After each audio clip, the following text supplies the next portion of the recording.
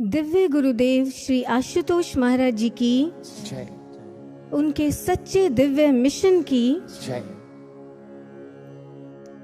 भाइयों और बहनों, अभी हमने जो एक भजन श्रवण किया वो बेसिकली कबीर दास जी की एक वाणी है। वाणी तो कबीर जी की है, लेकिन इसमें अलग अलग कालखंडों में प्रकट हुए उन सभी पूर्ण आध्यात्मिक पुरुषों, संतों, सद्गुरुओं के स्वर सम्मिलित हैं, भाव सम्मिलित हैं, जो समाज को एक रास्ता, एक पंथ दिखाने आए। महाजनो येन गतः स पंथा, जिस पंथ से, जिस रास्ते से विश्व के सभी महाजन महापुरुष गुजरे और अपने पीछे समाज को चलाया, वो एक रास्ता है आत्मज्ञान का, ब्रह्म ज्ञान का, जिसे गीता में कहा गया राज विद्या राजगुह्यम, means king of all knowledge, supreme sovereign secret. इस परम रहस्यमयी राज विद्या, ब्रह्म ज्ञान को कबीर दास जी अपनी वाणी में हमारे सामने खोल कर रख रहे हैं। आइए हम उनकी वाणी को स्टेंजा बाय स्टेंजा सुनते हैं और उसे समझने की कोशिश करते हैं। पहली दो लाइंस में कबीर जी कहते हैं, सतगुरु ऐसा खेल दिखाया, मोहे देख अचंभा आया, नाभ कमल से पकड़ा हमको, 10वां द्वार लंघाया। कबीर जी कह रहे हैं कि मेरे सतगुरु ने ऐसा दिव्य खेल दिखाया, बाहरी जगत में नहीं, अंतर जगत में, कि मैं देखकर हैरान रह गया। क्या खेल दिखाया? नाभ कमल से पकड़ा हमको, 10वां द्वार लंघाया। ये नाभ कमल क्या होता है? स्पिरिचुअल साइंस कहती है कि हमारा जो स्थूल शरीर है उसके अंदर एक सूक्ष्म शरीर है, और सूक्ष्म शरीर में जो नेवल एरिया है, जो नाभि क्षेत्र है, नाभि से नीचे वाला क्षेत्र, वो निम्न क्षेत्र माना जाता है, जिसे वेदों में पृथ्वी लोक कहा गया। और अगर आपकी चेतना इस नाभि और नाभि से नीचे वाले चक्रों में विचरती है, मूलाधार चक्र, स्वादिष्ठान चक्र, मणिपुर चक्र, तो शास्त्र कहते हैं कि आप एक बहुत पार्थिव जीवन जीते हैं, ग्रॉस लाइफ जीते हैं, आप विषय वासनाओं विकारों से भरा हुआ जीवन जीते हैं। लेकिन इसी सूक्ष्म शरीर में यहाँ ऊपर इस भ्रिकुटी पर जहाँ बिंदी लगाते हैं, यहाँ एक और चक्र है जिसे आज्ञा चक्र कहते हैं। और कबीर दास जी इस आज्ञा चक्र को अपनी वाणी में 10वां द्वार कह रहे हैं। वेदों में इस क्षेत्र को, आज्ञा चक्र वाले क्षेत्र को देव लोक कहा गया, अंतरिक्ष लोक कहा गया, आकाश लोक कहा गया। कबीर जी कहते हैं कि मेरे गुरु ने ऐसा दिव्य खेल दिखाया कि मेरी जो चेतना नाभि वाले निम्न क्षेत्र में गिरी हुई थी, वहां से मेरी चेतना को उठाकर सीधा उसे 10वां द्वार लंघा दिया, आज्ञा चक्र जागृत करके उसके पार पहुंचा दिया। ऐसा दिव्य खेल मेरे सदगुरु ने किया। मीन्स मेरी कॉन्शियसनेस का रेजिडेंशियल एड्रेस ही बदल दिया। मेरी कॉन्शियसनेस को, मेरी चेतना को पृथ्वी लोक से उठाकर सीधा आकाश लोक का वासी बना दिया।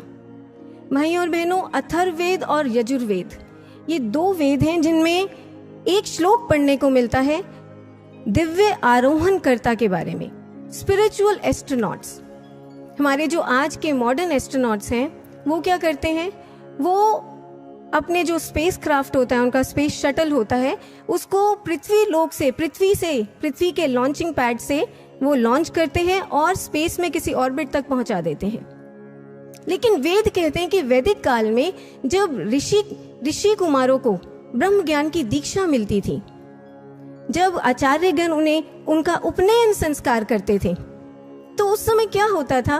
पृष्ठात् पृथ्वीया, मतलब पृथ्वी के पृष्ठ भाग से, नाभि क्षेत्र को पृथ्वी लोक कहा वेदों में, मतलब नाभि के रूपी पृथ्वी लोक से वो उनकी चेतना के स्पेस क्राफ्ट को उड़ाकर अंतरिक्षादे दिवम आरूहम, कि वो अंतरिक्ष लोक, इस आज्ञा चक्र की ओर की तरफ वो दिव्य आरोहण करा देते थे, एक अपवर्ड फ्लाइट करा देते थे उनकी चेतना के स्पेसक्राफ्ट को। इसलिए वेदों में वो छात्र, वो ऋषि कुमार जो ब्रह्म ज्ञान में दीक्षित हो जाते थे, उन्हें दिव्य आरोहण करता कहा जाता था, उन्हें स्पिरिचुअल एस्ट्रोनॉट कहा जाता था। ऐसा वैदिक काल में वर्णन मिलता है। अब हम देखें कि इसका मतलब ये हुआ कि वैदिक युग से ही ये परंपरा चलती आई है कि हमारे जो ऋषि हुए हैं, सच्चे संत हुए हैं, सदगुरु, पूर्ण गुरु हुए हैं, वो समाज के साथ, साधकों के साथ यही दिव्य खेल खेलते आए हैं। उनकी चेतना को नाभि कमल से उठाकर वो 10वां द्वार लंघाते आए हैं। और ऐसी घटना केवल भारत में नहीं घटी है, विश्व भर के जो महापुरुष हैं, पूर्ण महापुरुष, उन्होंने इसी दिव्य खेल का आह्वान समाज के सामने किया, समाज के लिए किया। मुझे याद है बहुत साल पहले गुरुदेव श्री आशुतोष महाराज जी ने हमें जोसेफ कैम्बेल की कुछ सीडीज देखने को दी थी। उनमें जोसेफ कैम्बेल ने विश्व भर के जो पिरामिड्स हैं उनके बारे में बड़ा विस्तार से बताया हुआ है। अब हैरानी की बात यह पता चली कि कुछ देश ऐसे हैं जिनमें जो पिरामिड्स हैं वो अधूरे हैं, उन्हें पूरा बनाया ही नहीं गया, उन्हें जानबूझकर अधूरा छोड़ा गया।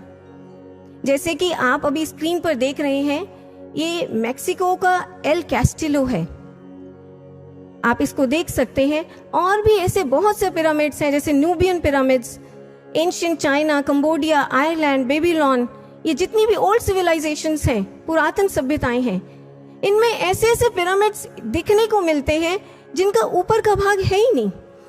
आप देख सकते हैं कॉनिकल कैपस्टोन है ही नहीं, इनको फ्लैट बनाया गया। हमने इसका कारण महाराज जी से पूछा कि महाराज जी ऐसे कुछ पिरामिड्स हैं जिन्हें जानबूझकर अधूरा छोड़ा गया, ऐसा क्यों? तो महाराज जी ने इसका हमें कारण बताया। महाराज जी ने बताया कि एक्चुअली ये जो पिरामिड्स थे ये आत्मज्ञान के स्थल हुआ करते थे और इनको बनाने वाले बड़े सूझवान मनीषी हुआ करते थे। उन मनीषियों ने जानबूझकर कुछ पिरामिड्स को अधूरा छोड़ा ताकि वो समाज को एक महान संदेश दे सकें। क्या संदेश? ये कि यह जो हमारी ह्यूमन बॉडी है, हमारा मानव शरीर है, ये भी एक पिरामिड की तरह है, ये भी एक पिरामिड है। और अगर इस शरीर में रहते रहते हमारी जो चेतना है वो सिर्फ नाभि और नाभि से नीचे वाले क्षेत्र में रहती है, निम्न क्षेत्र में रहती है, हम वासनाओं से भरा पार्थिव जीवन जीते हैं और इस ऊपर वाले आज्ञा चक्र को जागृत नहीं कराते, दसम द्वार को नहीं एक्टिवेट कराते, तो ऐसे में हम भी इन पिरामिड्स की तरह एक अधूरा, हमारा अस्तित्व भी इन पिरामिड्स की तरह अधूरा है। हमारा ये ऊपरी भाग ये कैपस्टोन होते हुए भी नहीं है। ये संदेश मनीषी देना चाहते थे और जो बात महाराज जी ने हमें समझाई, बिल्कुल यही नैरेटिव भाइयों बहनों आप देख सकते हैं great seal of United states में।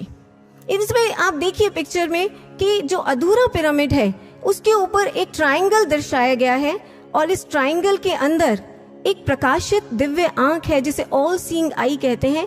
ये बेसिकली सिंबलाइज करती है इस एक्टिवेटेड आज्ञा चक्र को, थर्ड आई को।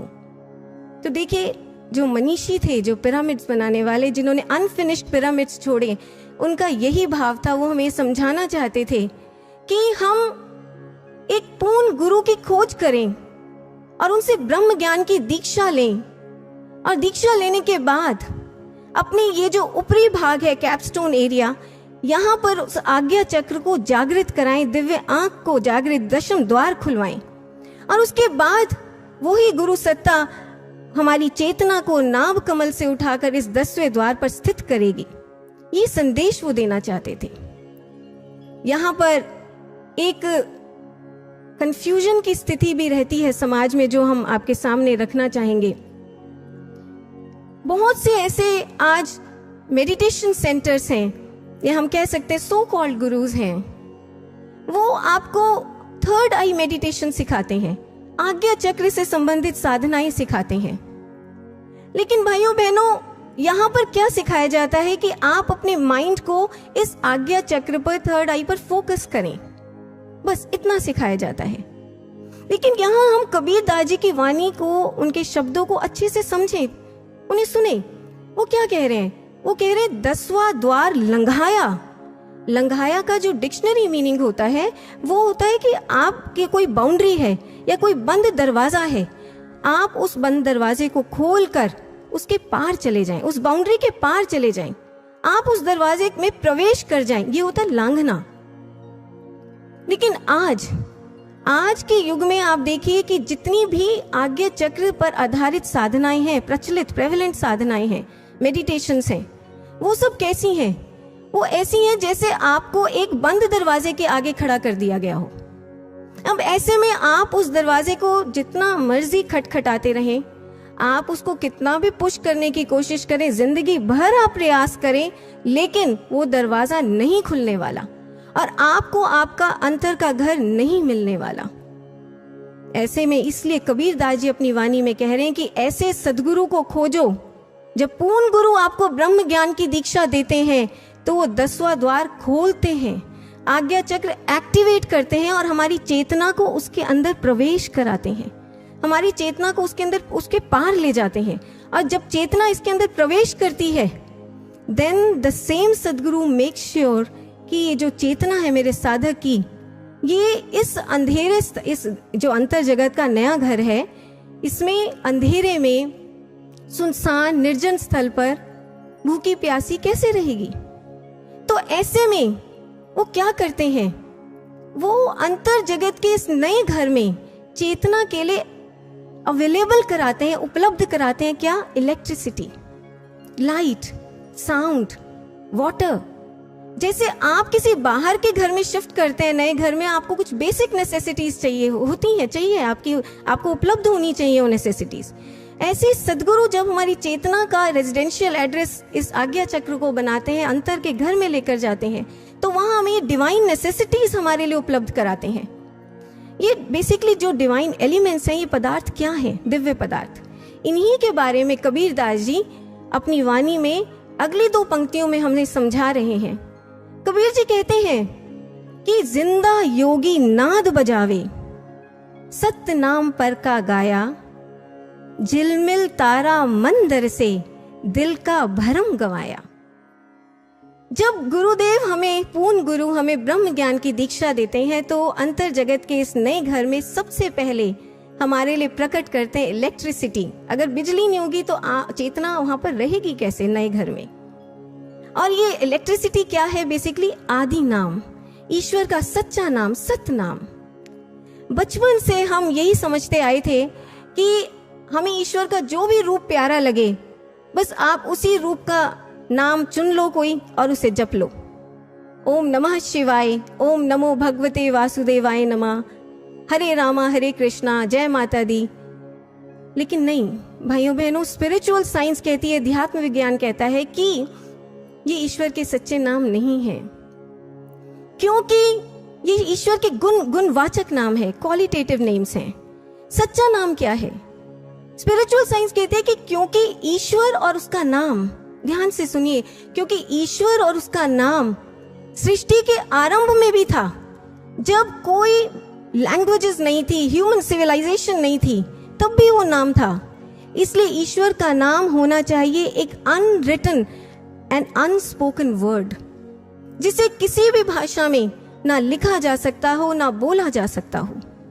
एक बहुत ही पहुंचे हुए संत हुए संत चरणदास जी, वो अपनी वाणी में कहते हैं, जब मैं सतगुरु शरणी आया, बिन रसना बिन अक्षर वाणी ऐसो नाम सुनाया।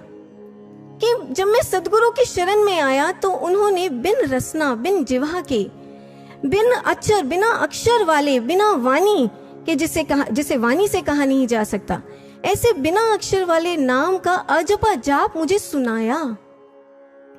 संत दरिया कहते हैं, नाम नी अक्षर निर्मल डोरी, कि नाम नी अक्षर, अक्षर रहित है नाम।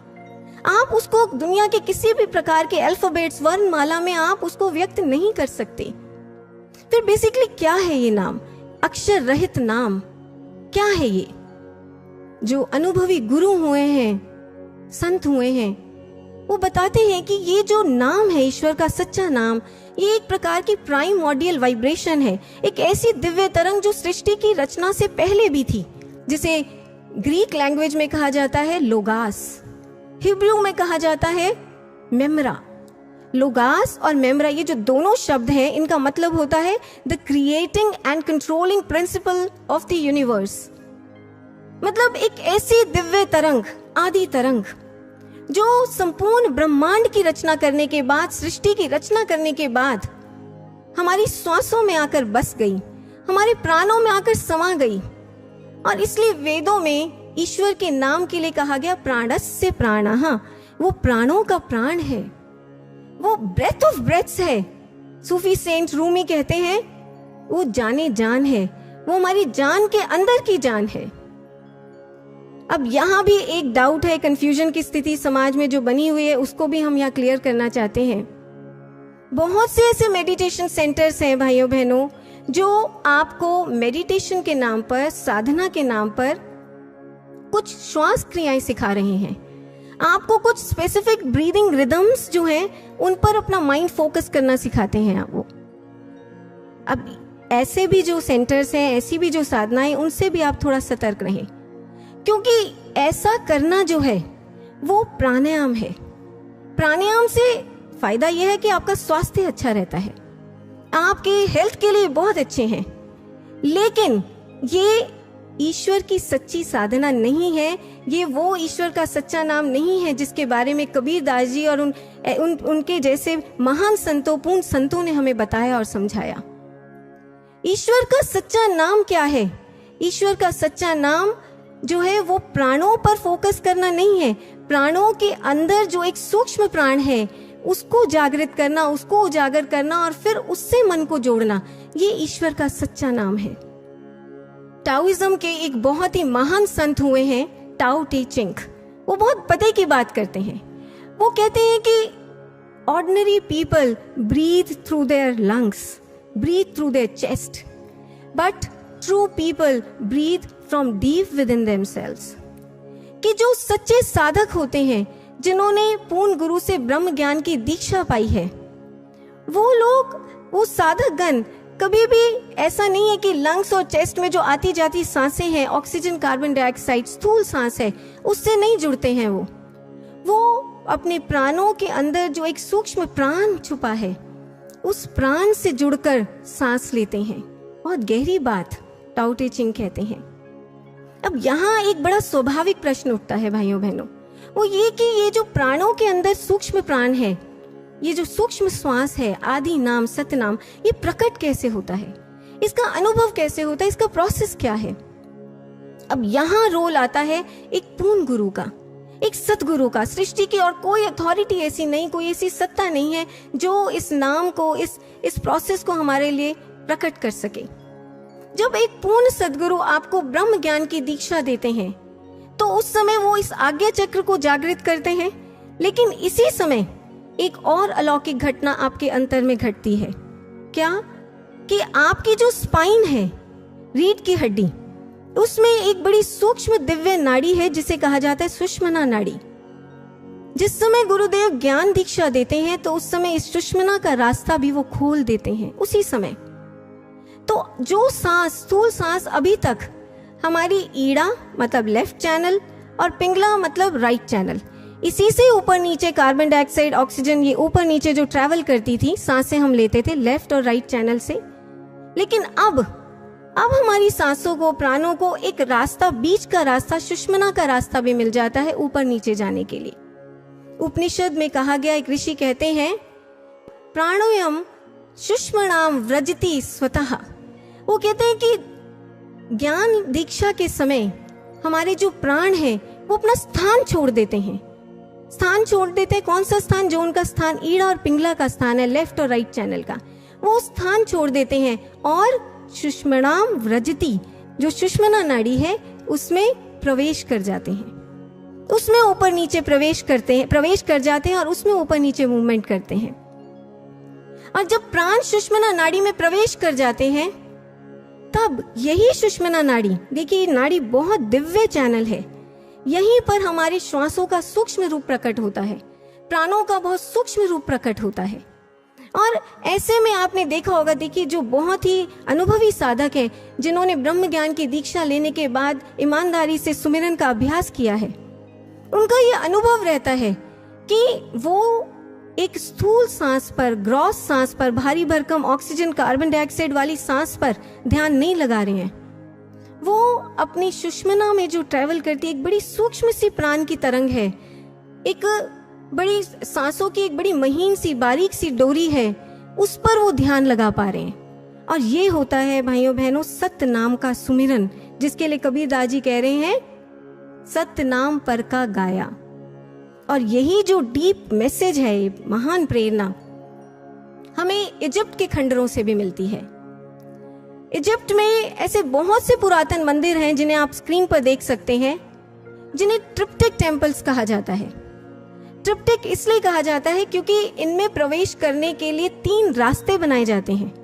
आप देख सकते हैं कि इसमें जो दायां और बायां रास्ता है, लेफ्ट और राइट, ये दोनों रास्ते जो हैं ये छोटे हैं और इन्हें ये बेसिकली ईड़ा और पिंगला, हमारी लेफ्ट और राइट जो नाड़ियां हैं, उनको सिंबलाइज कर रहे हैं। और ये जो बीच का रास्ता है, सेंट्रल रास्ता, ये सुषुम्ना चैनल को सिंबलाइज करता है।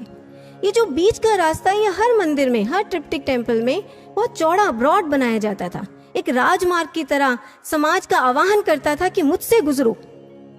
तो बेसिकली ये जो ट्रिप्टिक टेम्पल्स होते थे, ये थर्ड आई अवेकनिंग सेंटर्स हुआ करते थे उस समय। और ये अपने ट्रिप्टिक स्ट्रक्चर से, अपने 3 रास्तों वाले स्ट्रक्चर से समाज को एक संदेश देते थे कि आप दाएं और बाएं इन मार्गों से मत गुजरो, आप स्थूल सांसों तक मत सीमित रहो, मतलब ईड़ा पिंगला तक सीमित मत रहो। Let your pranic consciousness enter through the central passage of Sushumna. अपने प्राण को सुषुम्ना के मध्य मार्ग से गुजारो और आदि नाम का, सत्य नाम का सुमिरन करो। ये महान संदेश हमें इनसे मिलता था। सो ये भाइयों बहनों, ये पहली अनुभूति है आदि नाम का सुमिरन, जो सद्गुरु हमारे लिए प्रकट करते हैं हमारे अंतर जगत में। दूसरी अनुभूति जो सद्गुरु कराते हैं अंतर जगत में, वो है दिव्य प्रकाश, लाइट। यहाँ इस ब्रिकुटी पर, इस स्थल पर जहाँ बिंदी लगाते हैं, यहाँ पर साक्षात ईश्वर का दर्शन होता है दिव्य प्रकाश के रूप में। This is no visualisation, this is no imagination, no mental contemplation, no mental construction, this is no hallucination, this is direct experience of light within here. ईश्वर के ज्योतिर्मय रोशनी, प्रकाश का यहाँ पर साक्षात दर्शन होता है भाइयों बहनों। एक उपनिषद में ऋषि बड़ा स्पष्ट कहते हैं, आप ये श्लोक सुनिए, वो क्या कहते हैं? वो कहते हैं चक्षुर मध्यगत। ये जो चक्षु हैं, इनके मध्य, चक्षुर मध्यगत ज्योति स्थलम, एक ज्योति स्थल है यहाँ पर। और ये जो ज्योति स्थल है जहाँ पर जगमग ज्योतिर्मय प्रकाश हो रहा है ईश्वर का, विलोक्य अंतर्दृष्टया, आप अंतर्दृष्टि से, थर्ड आई से, दिव्य दृष्टि से विलोक्य इसका दर्शन कर सकते हैं, इसका साक्षात अनुभव कर सकते हैं। और इसका दर्शन करने के बाद निरतिशय सुखम प्राप्त होती, कि आपको अवर्णनीय सुख की, आनंद की प्राप्ति होती है। इतना स्पष्ट हमारे उपनिषदों में ऋषियों ने कहा कि ईश्वर देखा जाता है प्रकाश रूप में इस स्थल पर दिव्य दृष्टि के द्वारा। लेकिन फिर भी समाज में हमेशा इस कॉन्सेप्ट को लेकर एक भ्रम की स्थिति बनी रहती है, एक संशय बना रहता है। एक बार एक विद्वान श्री गुरुदेव आशुतोष महाराज जी के पास आए और उन्होंने महाराज जी के सामने अपना एक संशय रखा। वो कहते हैं कि महाराज जी, आपकी संस्था ये क्लेम करती है कि आप लोग ब्रह्म ज्ञान की दीक्षा के समय ही ये इस स्थल पर ईश्वर का प्रकाश दिखा देते हैं, ईश्वर का साक्षात दर्शन करा देते हैं, लेकिन ये कैसे संभव है? ईश्वर तो निराकार है, परमात्मा तो निराकार है, और निराकार का दर्शन कैसे हो सकता है? तो महाराज जी ने उन विद्वान को बहुत ही शास्त्र सम्मत उत्तर दिया। महाराज जी कहते हैं कि निराकार का अर्थ होता है जिसका कोई आकार नहीं है, और प्रकाश का भी कोई आकार नहीं होता। इसलिए गुरु जब ब्रह्म ज्ञान की दीक्षा देते हैं तो वही निराकार सत्ता इस अंतर जगत में प्रकाश रूप में प्रकट होकर दर्शन देती है, साक्षात उपलब्ध होती है प्रकाश रूप में और दर्शन देती है। ये नियम है, आध्यात्मिक नियम है। ऐसे ही ठाकुर रामकृष्ण परमहंस जिन्होंने स्वामी विवेकानंद, ब्रह्मानंद जी, ऐसे शिष्यों को ब्रह्म ज्ञान दिया और ईश्वर दिखाया, प्रकाश दिखाया। वो भी डंके की चोट पर समाज को कहते थे, वो कहते थे कि my disciples are like plants who grow fruits first and then flowers. मेरे शिष्य ऐसे पौधे हैं जिन पर पहले फल लगता है और फिर फूल उगता है। समाज उनसे पूछता था कि ठाकुर इसका अर्थ क्या है, तो बताते थे कि मेरे शिष्य पहले ईश्वर का दर्शन करते हैं, प्रकाश की साक्षात अनुभूति करते हैं और उसके बाद वो ईश्वर के नाम की महिमा गाते हैं, उसका गुणगान करते हैं। इस तरह भाइयों बहनों, हर महापुरुष ने जो पूर्ण सद्गुरु हुए, उन्होंने समाज के समक्ष एक खुला आह्वान किया कि आओ हमारे पास और ब्रह्म ज्ञान की दीक्षा लेकर अंतर जगत में साक्षात ईश्वर का दर्शन करो प्रकाश रूप में। लेकिन यहाँ पर हम एक डाउट लेना चाहेंगे जो अक्सर इंटेलेक्चुअल सोसाइटी, बुद्धिजीवी समाज उठाता है। वो लोग कहते हैं कि प्रकाश देखने से, ईश्वर को देखने से क्या हो जाएगा? We are not interested to see God. हमें तो बस एक मेडिटेशन टेक्निक सिखा दें आप, जिससे हमारा माइंड जो है वो फोकस रहे, पॉजिटिव रहे, हेल्दी रहे, दैट्स इट। ईश्वर नहीं देखना हमने, उससे क्या होगा? बट ब्रदर्स एंड सिस्टर्स, आप जैसा चाहते हैं उससे उल्टा आप सोच रहे हैं और कह रहे हैं। आप इस बात को साइंटिफिकली समझें। आप मानते हैं कि इस पृथ्वी में एक गुरुत्वाकर्षण है, एक ग्रेविटेशनल फोर्स काम कर रहा है जो हर स्थूल ऑब्जेक्ट को नीचे पृथ्वी की ओर खींचता है। ये बात फिजिक्स कहती है, लेकिन मेटाफिजिक्स कहती है, अध्यात्म विज्ञान कहता है कि एक और गुरुत्वाकर्षण है जो आपके मन पर काम करता है, आपके मन को नीचे की दिशा की ओर खींचता है। आपके शरीर में ये जो नाभि चक्र है, उससे नीचे के जो चक्र हैं, नाभि मंडल है, यहाँ पर हमेशा आप देखेंगे आपका मन इसी दिशा, निचली दिशा की ओर जाएगा और इन्हीं चक्रों में नीचे नाभि क्षेत्र से नीचे वाला जो मंडल है, निम्न मंडल, इसमें बार बार गिरता है। और हमारा मन जब इस निम्न क्षेत्र में गिरता है तो कभी भी वो कुछ अच्छा नहीं सोच सकता, वो कभी कुछ पॉजिटिव नहीं सोच सकता, क्योंकि ये जो निम्न क्षेत्र है, यहाँ पर गिरा हुआ मन हमेशा नेगेटिविटी से, डिप्रेशन से, एडिक्शन से, वासनाओं से, विकारों से, नकारात्मकताओं से ही घिरा रहेगा। आप इस नीचे वाले क्षेत्र को आप कह सकते हैं south pole, negative south pole. आप चाहे कितना भी विल पावर का जोर लगा लें, आप कितनी भी संकल्प शक्ति लगा लें कि मैं अपने मन को ऊपर उठा लूं, आप अपने मन को पॉजिटिव बनाने के लिए उसको कितना भी सिखा पढ़ा समझा लें, आप उसको कहें कि नहीं तुझे अच्छा सोचना है, तुझे पॉजिटिव सोचना है, और आप उसको घोल घोल के घुट्टी पिला दें बेशक, लेकिन फिर भी कुछ समय के बाद आप देखेंगे कि आपका मन फिर नीचे की दिशा की ओर गिर रहा है। साउथ पोल का गुरुत्वाकर्षण उसको फिर नीचे की ओर खींच रहा है। ऐसे में सॉल्यूशन क्या है? सॉल्यूशन एक ही है कि हम नीचे वाला जो नेगेटिव साउथ पोल है उसके अगेंस्ट, उसके विपरीत यहाँ ऊपर एक नॉर्थ पोल क्रिएट कर दें, और ऐसा नॉर्थ पोल जो इस नीचे वाले साउथ पोल से ज्यादा पावरफुल हो, ज्यादा स्ट्रांग हो।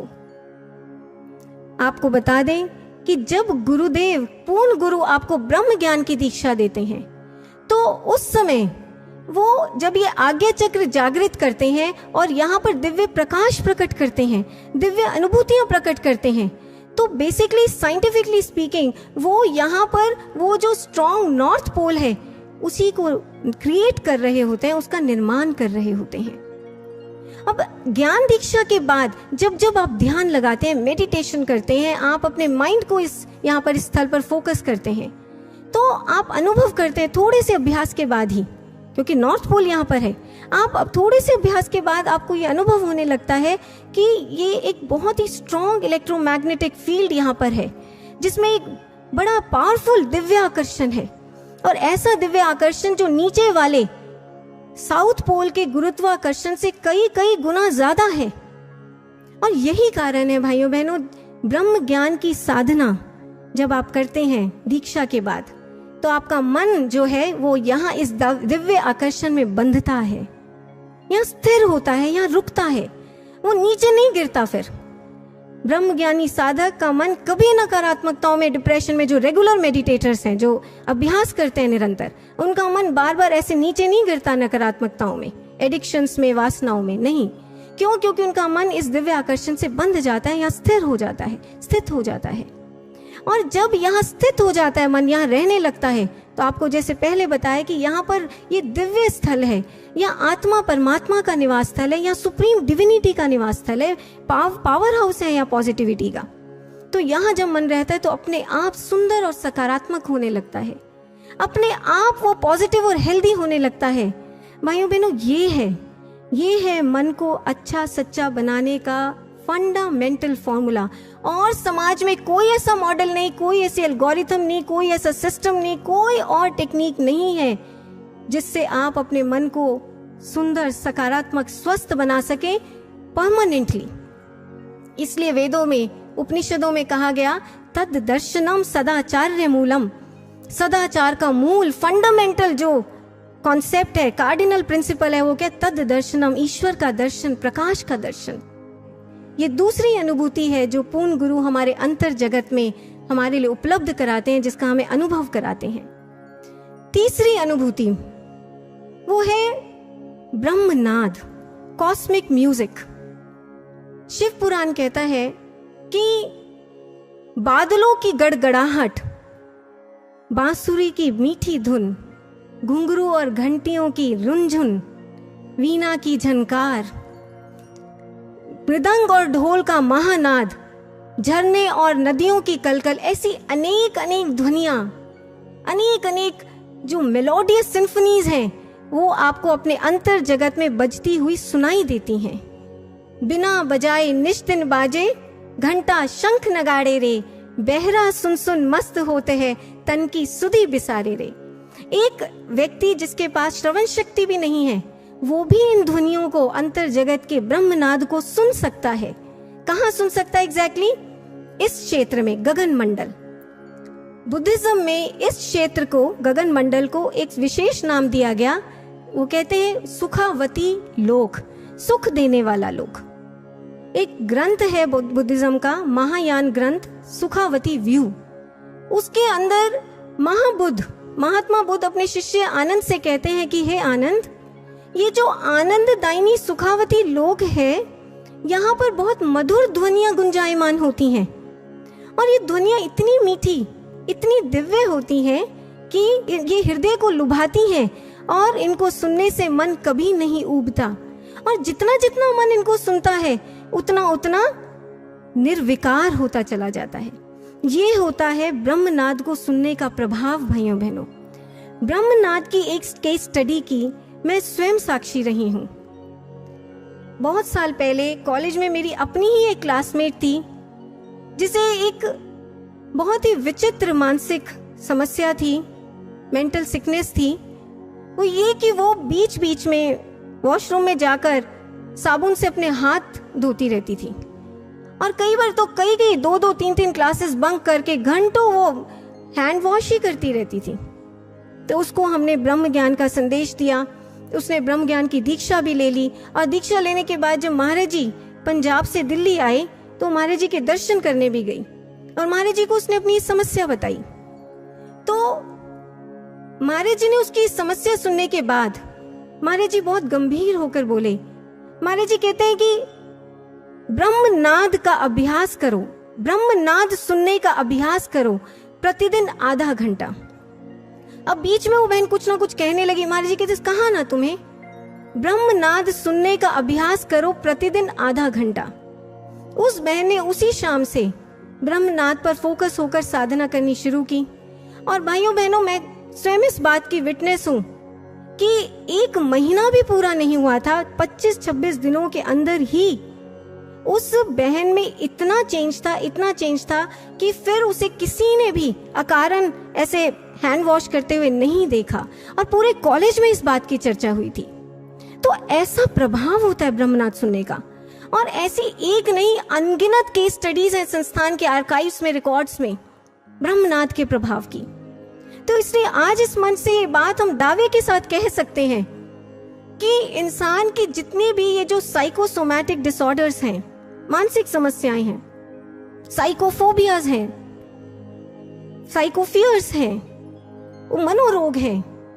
हमारे जो सबकॉन्शियस माइंड में, अवचेतन मन की गहराइयों में जो जमे हुए संस्कार हैं, जिन्हें आप किसी को बोलकर कह भी नहीं पाते हैं, और जिनका इलाज आज विश्व के किसी साइकोलॉजिस्ट, साइकाइट्रिस्ट, थेरेपिस्ट के पास नहीं है, उन मानसिक समस्याओं का भाइयों बहनों एकमात्र अमोघ इलाज, अमोघ औषधि, अल्टीमेट पेनिसिया है ये ब्रह्मनाद की साधना। ब्रह्मनाद की साधना, ब्रह्मनाद की जो साधना है, ब्रह्मनाद बेसिकली हमारे मन पे काम कैसे करता है, उसका प्रोसेस क्या है, इसके बारे में नाद बिंदु उपनिषद हमें बताता है। ऋषि कहते हैं कि दुग्धा अम्बुवन, कि जैसे दूध और पानी आपस में मिल जाते हैं, पूरी तरह मिल जाते हैं, एक रूप हो जाते हैं, ऐसे ही नादे मनः एकी भूयात, नाद और मन ये भी एकमिक हो जाते हैं, पूरी तरह घुल मिल जाते हैं। जितना जितना आप ब्रह्मनाद को सुनने का अभ्यास करते हैं, उतना उतना आप पाते हैं कि आपका मन और नाद लय हो गया है। जैसे जैसे दूध पानी में पूरी तरह प्रवेश कर जाता है और अपना रूप बना लेता है पानी को, ऐसी नाद मन के अंदर प्रवेश कर जाता है पूर्ण रूप से और मन को अपना रूप बना लेता है, और फिर मन की गहराइयों में, कोने कोने में जाकर वहां जो रोग छुपे हैं, जो समस्याएं छुपी हैं, उनका इलाज करता है। ऐसे काम करता है ब्रह्मनाद। और ये तीसरी अनुभूति है जो सद्गुरु, पूर्ण गुरु असीम कृपा करके हमारे अंतर जगत में हमारे लिए उपलब्ध कराते हैं, जिसका हमें अनुभव कराते हैं। चौथी और आखिरी अनुभूति वो है दिव्य अमृत, होली नेक्टर्स, डिवाइन नेक्टर। हमारे योग शास्त्र बताते हैं कि ये जो शिरोभाग है हमारा, ऊपरी भाग सिर का, इसको अलग अलग नाम दिए गए। सहस्रदल कमल, सहस्रार चक्र, ब्रह्मांड, ब्रह्मरंध्र, गगन मंडल। यहाँ पर कहा जाता है कि एक उल्टा कमल है, सहस्रदल कमल, 1000 पेटल लोटस, और इस कमल से बूंद बूंद अमृत टपकता है। संत दरिया कहते हैं बूंद अखंडा सो ब्रह्मंडा, कि इस ब्रह्मांड से बूंद बूंद अमृत टपका करता है, और वो भी अखंड प्रवाह में बिना रुके टपकता ही रहता है। सद्गुरु जब आपको ब्रह्म ज्ञान की दीक्षा देते हैं तो वो उस समय इस अमृत को आपके लिए एक्सेसिबल बनाते हैं, आपको उपलब्ध कराते हैं, आपको इसका पान करने की टेक्निक सिखाते हैं। ये बात अलग है भाइयों बहनों कि ये जो दिव्य अमृत है ये एक बहुत ही सूक्ष्म अनुभूति होती है, और ये बहुत विरले साधकों को हुआ करती है, जिनकी बहुत ही उच्च आध्यात्मिक अवस्था हो या सद्गुरु की कोई असीम विशेष ही कृपा हो, तब इसका अनुभव होता है। लेकिन होती है ये भी अनुभूति जो ज्ञान दीक्षा, ब्रह्म ज्ञान की दीक्षा के समय हमारे अंतर जगत में प्रकट होती है। इसलिए भाइयों बहनों, बेसिकली ये जो 4 अनुभूतियां हैं, ये 4 पदार्थ हैं जो एक पूर्ण गुरु हमारे अंतर जगत में हमारे को जिनका अनुभव कराते हैं ब्रह्म ज्ञान की दीक्षा के समय। कई बार ऐसा हो सकता है कि ये चारों की चारों अनुभूतियां, चारों के चारों पदार्थों का आपको एक साथ अनुभव ना हो दीक्षा के समय, लेकिन एक ना एक अनुभूति अवश्य होती है। आपको प्रकाश का दर्शन होगा, प्रकाश का दर्शन नहीं तो आपको अनहद नाद सुनाई देगा, अनहद नहीं तो आपको अपने श्वासों में जो आदि तरंग है वो उसका प्रकटीकरण, उसका अनुभव होगा, अमृत का पान होगा। कोई एक ना एक दिव्य अनुभूति आपको जरूर होती है ब्रह्म ज्ञान की दीक्षा के समय, जो आपको प्रमाण देती है कि आपका ये आज्ञा चक्र एक्टिवेट हो गया है, आपका ये 10वां द्वार खुल गया है और आपको एक पूर्ण गुरु और पूर्ण ज्ञान की प्राप्ति हो गई है। और फिर जब आपको ज्ञान की प्राप्ति हो जाती है, फिर आप जब ध्यान करते हैं, मेडिटेशन, रेगुलर साधना करते हैं, सुबह शाम जब भी आपके पास समय है, आप इन अनुभूतियों पर फोकस करके साधना करते हैं, तो आपको अनगिनत लाभ, बेनिफिट्स मिलते हैं। शारीरिक, मानसिक, बौद्धिक, ये सभी लाभ आपको मिलने शुरू हो जाते हैं। और आध्यात्मिक, उसकी तो बात ही क्या है। आप एक ऐसे आध्यात्मिक सफर पर चल पड़ते हैं, आपकी आत्मा, आपकी चेतना, जिसकी मंजिल, जिसका डेस्टिनेशन साक्षात ईश्वर है। इसलिए भाइयों बहनों, इस मंच से हम ये आह्वान करना चाहेंगे समाज का कि आप भी ऐसा ब्रह्म ज्ञान देने वाले, ऐसी दिव्य अनुभूति कराने वाले एक पूर्ण सद्गुरु, एक पूर्ण गुरु की खोज करें और उनसे इस ब्रह्म ज्ञान की दीक्षा पाएं। और ऐसा आप टॉप मोस्ट प्रायोरिटी बिना डिले किए जीवन के रहते रहते अब कदम बढ़ाएं आप और इस ज्ञान को ढूंढें, एक सद्गुरु की खोज करें जो इस ज्ञान को आपको प्रदान करे। और अगर आपको अपने खोज के सफर में ऐसा शास्त्र सम्मत गुरु और ऐसा शास्त्र सम्मत ज्ञान कहीं ना मिले तो you are most welcome at Divya Jyoti जागृति संस्थान। इस संस्थान के द्वार आपके लिए खुले हुए हैं। मैं आपको एक 2007 की एक सच्ची घटना बताना चाहूंगी। हमारे एक स्वामी जी हैं संस्थान के जो जर्मनी में प्रचार करते हैं। तो बताया करते हैं कि 2007 में जर्मनी की एक यूनिवर्सिटी ऑफ हैम्बर्ग में एक इंटर रिलीजियस कॉन्फ्रेंस हुई थी, जिसमें अलग अलग धार्मिक संगठन, स्पिरिचुअल ऑर्गेनाइजेशंस, धर्म संप्रदायों के जो रिप्रेजेंटेटिव्स थे वो सब आए थे। स्वामी जी भी महाराज जी की आज्ञा लेकर उस कॉन्फ्रेंस को अटेंड करने गए। तो कॉन्फ्रेंस के दौरान एक सेशन में कुछ जर्मन स्पीकर्स थे, एक धार्मिक संगठन से आए थे वो। उन्होंने मंच से, स्टेज से इसी ब्रह्म ज्ञान की चर्चा की। इनर वर्ल्ड की डिवाइन लाइट, कॉस्मिक म्यूजिक, अनहद नाद, प्रकाश, इस सब की चर्चा की। स्वामी जी को बड़ी क्यूरियोसिटी हुई, तो इसलिए इंटरवल में स्वामी जी वो जो रिप्रेजेंटेटिव्स थे उस संगठन के, उनसे जाकर मिले। और इससे पहले कि स्वामी जी कुछ कहते, वो हर बात पर, वो सामने से वो लोग कहते, उस संगठन के जो रिप्रेजेंटेटिव्स थे वो हर बात पर कहते, हाँ हमने भी दिव्य प्रकाश देखा है, हाँ हम आज भी देखते हैं, हम नाद भी सुनते हैं, ब्रह्मनाद, कॉस्मिक साउंड्स, ये हमें सुनाई देती हैं अंतर में। स्वामी जी बड़े हैरान हुए और वो जब वापस लौटे शाम को, उन्होंने महाराज जी को फोन किया इंडिया में और महाराज जी को सारी बात बताई। अब महाराज जी ने सुनकर क्या कहा, महाराज जी कहते हैं कि ऐसा कैसे संभव है।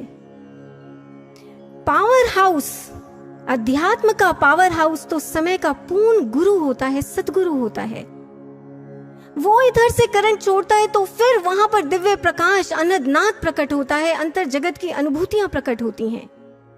इसलिए ठीक से पता लगाओ, असत्य कह रहे हैं वो, तुम ठीक से पता लगाओ। और यही बात निकली भाइयों बहनों। जब स्वामी जी ने पता लगवाया, स्पेक्युलेट कराया, तो वो जो लोग थे वो पता चला कि सिर्फ बातें ही बातें करते थे, डिवाइन एक्सपीरियंस, प्रैक्टिकल एक्सपीरियंस किसी के पास नहीं था। इसलिए ब्रदर्स एंड सिस्टर्स, आज समाज में ऐसे बहुत से संगठन हैं, बहुत सी संस्थाएं हैं जो धर्म शास्त्रों से, ग्रंथों से रेफरेंसेस ले लेकर इस ब्रह्म ज्ञान का थियोरेटिकल प्रचार करते हैं, लेकिन उनके पास प्रैक्टिकल एक्सपीरियंस नहीं है। एक बार महाराज जी ने, स्वयं गुरुदेव श्री आशुतोष महाराज जी ने ये बात मंच से कही थी। महाराज जी ने कहा था कि अध्यात्म का प्रचार प्रसार शुरू करने से पहले हम स्वयं हर गुरु, हर संगठन, हर संस्था, हर मठ में गए जो उस समय धर्म के क्षेत्र में प्रचलित थे, और वहां जाकर हमने इसी शास्त्र सम्मत ब्रह्म ज्ञान की जिज्ञासा की थी। लेकिन हर स्थान पर कोरा सिद्धांत था, बातें ही बातें थी, फ्लावरी फिलॉसफीज थी। कहीं पर भी दर्शन, अनुभूति, साक्षात्कार, प्रैक्टिकल एक्सपीरियंस कहीं पर नहीं था। और महाराज जी ने कहा कि अगर मुझे कहीं एक स्थान पर भी ब्रह्म ज्ञान का प्रैक्टिकल एक्सपीरियंस मिल जाता तो शायद फिर दिव्य ज्योति जागृति संस्थान की स्थापना करने की आवश्यकता ही ना पड़ती। कहीं पर भी ये प्रैक्टिकल एक्सपीरियंस नहीं मिला, कहीं पर भी ये ब्रह्म ज्ञान, अध्यात्म का Sirmaur, supreme scientific sovereign science ब्रह्म ज्ञान नहीं मिला, इसलिए दिव्य ज्योति जागृति संस्थान बना। इसलिए भाइयों और बहनों, दिव्य ज्योति जागृति संस्थान, ये मिशन एक प्रैक्टिकल लेबोरेटरी की तरह है, एक ऐसी लेबोरेटरी जिसमें ब्रह्म ज्ञान का एक एक एक्सपेरिमेंट आपके अंतर जगत में घटाया जाता है, कराया जाता है, और आपको उसका प्रैक्टिकल एक्सपीरियंस कराया जाता है। और विश्व के लाखों करोड़ों लोग आज इस एक्सपेरिमेंट को कर चुके हैं, और अगर आपने अभी तक नहीं किया तो अब आपकी बारी है। सो आए अब हम सभी जिन्होंने ब्रह्म ज्ञान की दीक्षा पाई, जिन्होंने अपने अंतर जगत में उस एक्सपेरिमेंट को किया है, हम सभी अब दोनों हाथ ऊपर करके एक बुलंद जय घोष लगाएंगे और समाज को बताएंगे कि जो शास्त्रों की कसौटी है पूर्ण ज्ञान, पूर्ण ब्रह्म ज्ञान की और पूर्ण सतगुरु की, वही ज्ञान, वही गुरु हमें यहाँ प्राप्त हुए हैं, हमें प्रैक्टिकल एक्सपीरियंस यहाँ मिला है। इसलिए संपूर्ण समाज को, विश्व के समस्त भाई बहनों को एक खुला निमंत्रण हम देंगे कि आएं और वो इस परिवार से, दिव्य ज्योति परिवार से आकर जुड़ें। सो बोलिए ब्रह्म ज्ञान प्रदायक सदगुरु देव श्री आशुतोष महाराज जी की जय। अंतर जगत में दिव्य प्रकाश का साक्षात दर्शन कराने वाले सदगुरु भगवान की जय। अनहद नाद सुनाने वाले, हमारे प्राणों में आदि नाम की तरंग प्रकटाने वाले सदगुरु स्वामी की जय। धन्यवाद।